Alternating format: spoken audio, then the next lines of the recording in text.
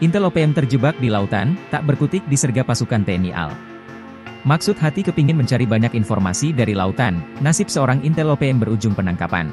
Gerak-geriknya berhasil terendus TNI Angkatan Laut saat berada di pulau terluar Mapia Distrik Supiori Barat, Kabupaten Supiori, Papua. Anggota OPM yang diamankan tersebut berinisial PB, 35.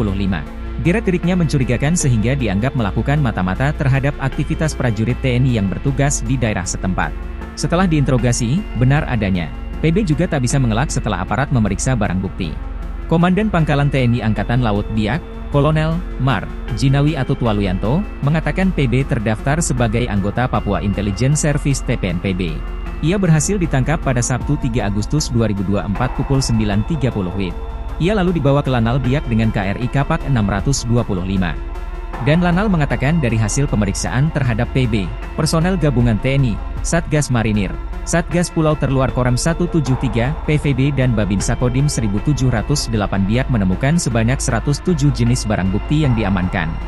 Di antara barang bukti yang ditemukan pada PB itu, seperti baju loreng dinas TPNPB, kartu tanda anggota TPNPB, bendera, dan dokumen keanggotaan organisasi Papua Merdeka.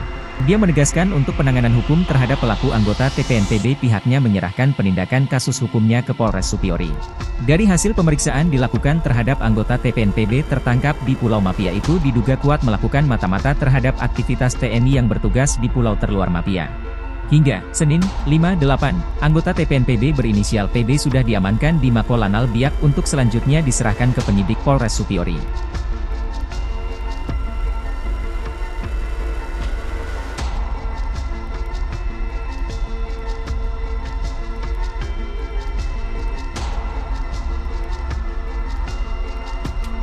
Download Tribun X sekarang, menghadirkan lokal menjadi Indonesia.